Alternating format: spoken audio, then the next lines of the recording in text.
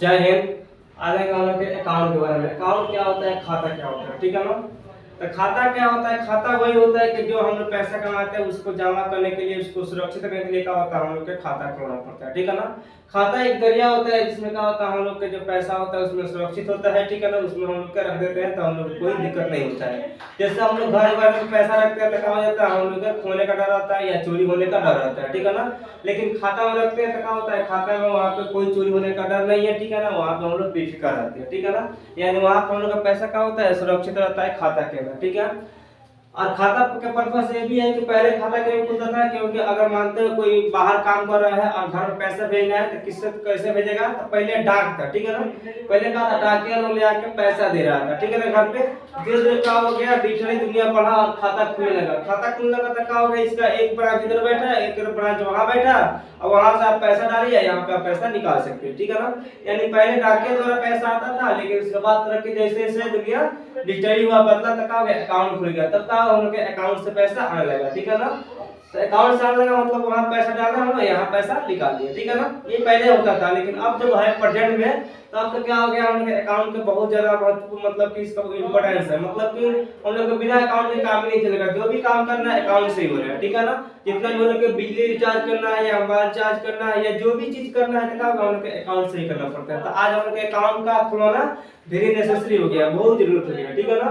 तो अकाउंट मतलब यही होता है कि अपने पैसा को रखना, उसमें सुरक्षित रखना, ठीक है ना। यही हम लोग के अकाउंट का मेन पर्पस होता है, ठीक है ना। अब देखिए अकाउंट कितने तरह, सेविंग अकाउंट और करेंट अकाउंट, ठीक है ना। अब देखेंगे यार दोनों में क्या अंतर है।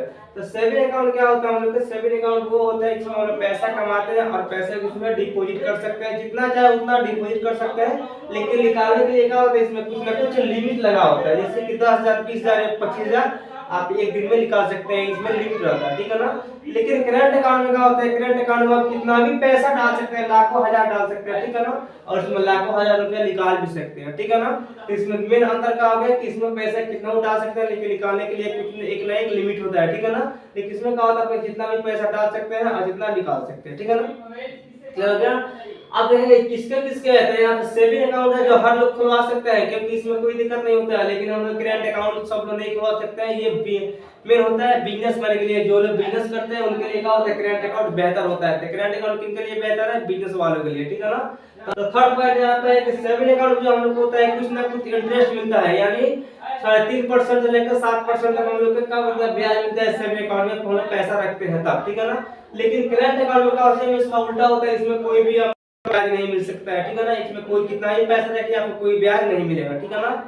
अब देखिए नेक्स्ट आपका नेक्स्ट है सेविंग अकाउंट में ये होता है कि आपके खाता में जितना पैसा है उतना ही निकाल सकते हैं, उससे 1 रुपया नहीं निकाल सकते हैं। जैसे आपके खाता में 500 रुपया है तो आप 600 रुपया नहीं निकाल सकते हैं, 500 रुपया ही निकाल सकते हैं, ठीक है, सेविंग अकाउंट में, ठीक है ना।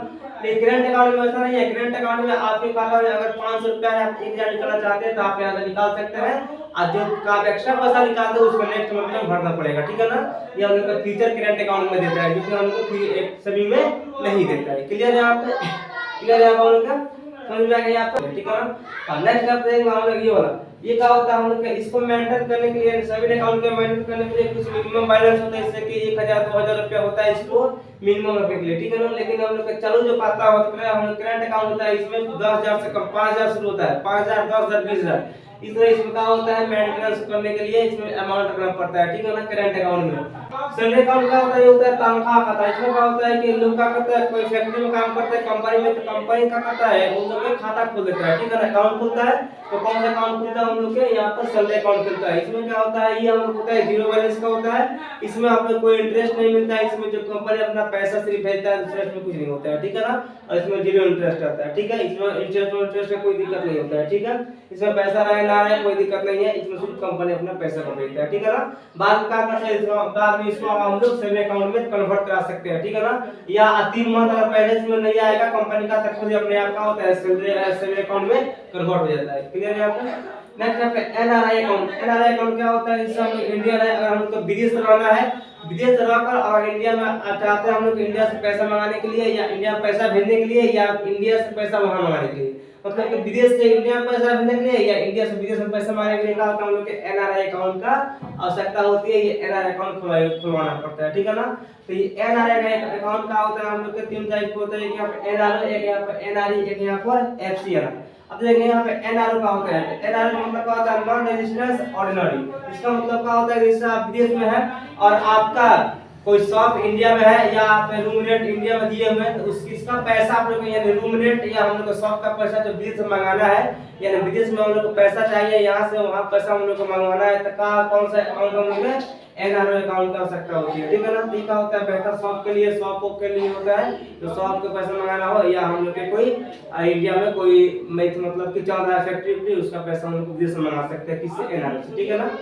नेक्स्ट हम लोग एनआरई, एनआरई मतलब क्या होता है, नॉन रेजिडेंस एक्सटर्नल। इसका मतलब होता है सर्विस ऑफ फॉरेन। जैसे आप लोग, ऐसा हम लोग आप लोग विदेश में काम कर रहे हैं और इंडिया में पैसा भेजना है, तो वहाँ पे कौन सा हम लोग के एनआरई अकाउंट की आवश्यकता होती है, यानी हम लोग विदेश में काम करते हैं और इंडिया में पैसा भेजने के लिए कौन सा हम लोग के एनआरई अकाउंट की आवश्यकता पड़ती है, ठीक है ना। तब आके यहाँ पे क्या होता है, हम लोग इंडिया रुपये में बदल जाएंगे। सब विदेश में काम करते हैं, तब विदेश से कोई अलग अलग करेंसी होता है, तो इस अकाउंट से जब आएगा टका हो जाएगा इंडिया में आकर इंडियन रुपये में चेंज हो जाएगा, ठीक है ना। हालांकि वो सेविंग में भी चेंज हो जाता है, ठीक है ना, वो सेविंग में भी चेंज हो जाएगा, ठीक है, लेकिन ये हम लोग का होता है बेहतर रहता है, अच्छा रहता है, ठीक है ना। समझ में आ गया। जैसा हम लोग का सेविंग का हम लोग के इंटरेस्ट पैसा मिलता है, वैसे ही सेम इसका, ये दोनों का भी वैसे ही है, ठीक है ना, इसका और इसका, ठीक है।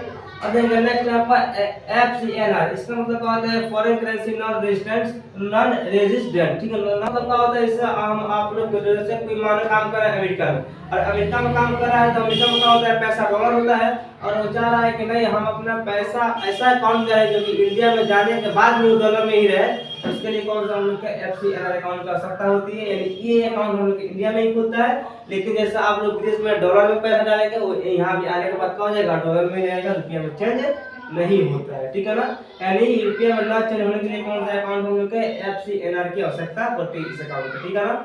अब देखिए नेक्स्ट हम लोग का आरडी अकाउंट, आरडी अकाउंट का होता है हम लोग ये होता है रिकरिंग डिपॉजिट अकाउंट। इसमें ये कौन लोग खुलवाते हैं, जिनको बैंक में अपना पैसा डालना है ब्याज के लिए, यानी बैंक से ब्याज लेना है, उसमें क्या होता है हम लोग का आरडी अकाउंट की आवश्यकता पड़ती है, ठीक है ना। इसमें क्या होता है, बहुत ज्यादा ब्याज मिलता है, यानी हम लोग का लगभग 8% हम लोग का होता है बैंक में ब्याज मिल जाता है, ठीक है ना, आरडी अकाउंट में, ठीक है ना। तो ब्याज बैंक से ब्याज लेने के लिए, इंटरेस्ट पाने के लिए कौन सा अकाउंट हम लोग का आरडी अकाउंट को खुलवाना पड़ेगा, ठीक है।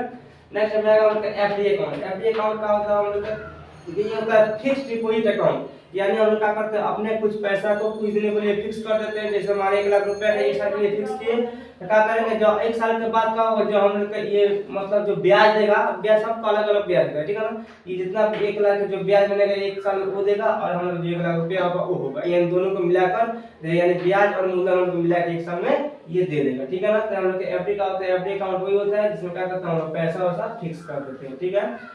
तो आज हम लोग यही बात, हम लोग अकाउंट क्या होता है और कितने टाइप के अकाउंट होते हैं और किस अकाउंट का क्या कार्य होता है, आज के वीडियो में सिर्फ यही देखा था, अकाउंट से रिलेटेड और अकाउंट की जानकारी में, ठीक है। आज के लिए क्लास जय हिंद।